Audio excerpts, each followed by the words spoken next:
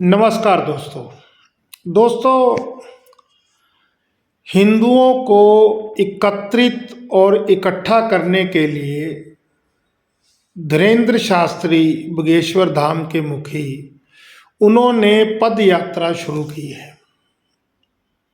अच्छी बात है भाई, एकजुट होना चाहिए और ख़ास तौर पर एक पूरे ग्रुप और समूह को एक होना चाहिए। बाकी जो बीजेपी द्वारा नारा दिया जा रहा है कि अगर बटेंगे तो कटेंगे, तो यहाँ पर भी ठीक है, एकता होनी चाहिए।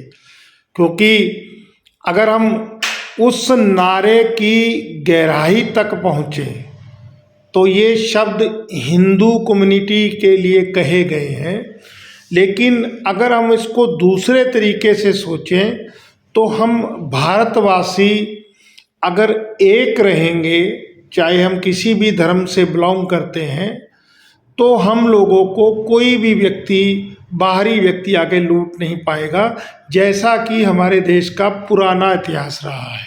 उस समय भी तो हम लोग बटे ही तो थे। इसी कारण से हमारे जो सूरमाओं ने संघर्ष किया था, चाहे वो मराठा थे, चाहे वो हमारे सिख धर्म के सूरमा थे, या राजपूत थे, या जाट थे, जिन्होंने अलग अलग तरीके से अपने अपने क्षेत्र के लिए संघर्ष किया। अगर ये सब एकजुट हो जाते तो क्या हमारे ऊपर जो उधर से दुश्मन आते थे, ईरान इराक साइड से लुटेरे टाइप के, वो हम लोगों को लूट पाते, या अंग्रेज हमारे ऊपर 200 साल तक राज कर पाते।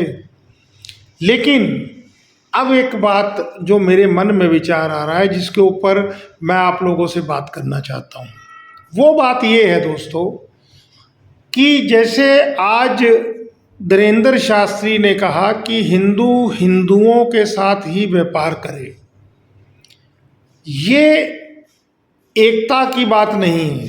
यहाँ जो है मतलब कि सिस्टम यहाँ पे कट जाएगा, और अगर देश की हर कम्युनिटी अपने अपने तक सोचने लगेगी तो फिर भारत जो है वो बट जाएगा।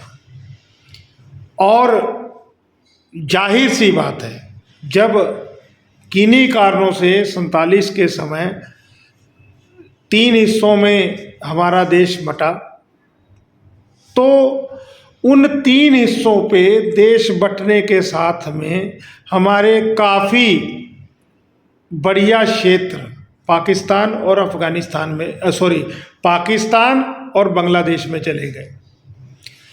अब जाहिर सी बात है भाई, आज हम लोग अगर अपनी अपनी कम्युनिटी के साथ व्यापार करते हैं, अपनी अपनी राग लापना शुरू कर देते हैं, तो जाहिर सी बात है जो इस देश के नागरिक हैं, बशिंदे हैं, वो कल को कहने लगेंगे कि हमारे को अलग कर दो, जैसे परिवार के अंदर बंटवारा होता है।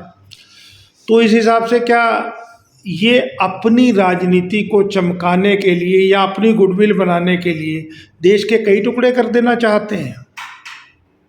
दोस्तों, आप लोग समझते होंगे, हमारा देश आज़ादी के बाद भी कभी नक्सली कहर को झेल रहा है, कभी खालिस्तानी कहर को झेल रहा है, कभी कश्मीर के आतंकी कहर को झेल रहा है। ठीक है, तो हम लोगों को इन समस्याओं का समाधान करना चाहिए, और जो कश्मीरियों की या नक्सली आदिवासियों की या जो मतलब कि कुछ खालिस्तानी समर्थक लोगों की देश के प्रति नेगेटिव जो सोच बनी है, उस सोच को बदलने का काम करना चाहिए। लेकिन हुआ क्या है, हमारा देश आज़ाद तो हो गया, लेकिन जो इसके नेता थे, राजनेता थे, उन्होंने अपनी जेबों को गर्म करने का कार्य किया। और बहुत कम ऐसे नेता हुए जो कहीं ना कहीं देश के प्रति, देश की जनता के प्रति समर्पित थे, लेकिन उनके साथ में राजनीति हो गई। इसका सबसे बड़ा उदाहरण है हमारे प्रधानमंत्री स्वर्गीय लाल बहादुर शास्त्री। जिनसे उम्मीद की जा सकती थी कि वो इस देश को बदल देंगे।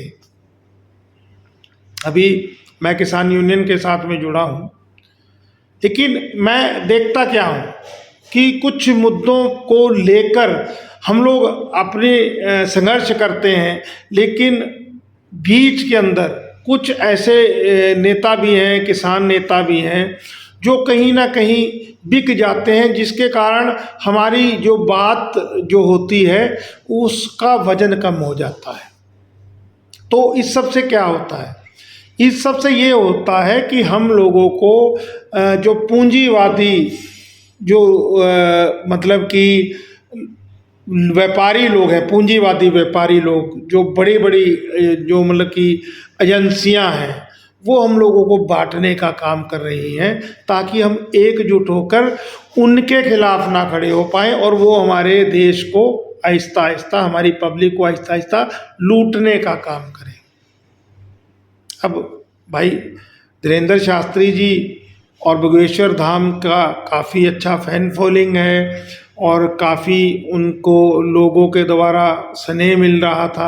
अब वो हिंदुओं से व्यापार करने की सीख दे रहे हैं, तो क्या देश बांटना चाह रहे हैं? बस ये जो चीज़ें हैं, इसके ऊपर हम अपनी बात को रखना चाह रहे हैं कि ऐसा ना हो, आपसी भाईचारा और प्रेम बना रहे। अब बीच के अंदर वैसे मैंने देखा है सोशल मीडिया पे कई बार तर्क दिया जाता है, जैसे भाई देखिए, पांचों उंगलियां एक बराबर नहीं होती। हर धर्म में, हर समुदाय में अच्छे और बुरे लोग हैं, ठीक है। अब बुरे लोग अपनी सोच के प्रति कार्य करते हैं, अच्छे लोग अपनी सोच के प्रति कार्य करते हैं। अब कभी बुरा कोई कामयाब हो गया अपनी नीयत के अंदर, तो वहाँ फिर उपदेश देने वाले हो जाते हैं कि अब बताइए।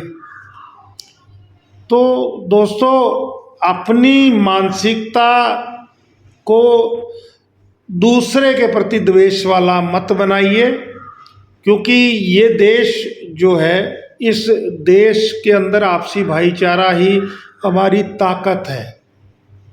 तो यहाँ पर अगर हम बटेंगे और कटेंगे, और हमको अपने पुराने इतिहास से सीख लेनी चाहिए। ज़्यादा ना कहता हुआ यहीं अपनी बात को मैं रोकता हूं और आप लोगों से निवेदन करता हूं कि अगर आप मेरी बात से सहमत हैं, कमेंट करिए, वीडियो को लाइक शेयर करिए और सोचिए, बटेंगे तो कटेंगे। जय हिंद दोस्तों, जय जवान जय किसान, धन्यवाद।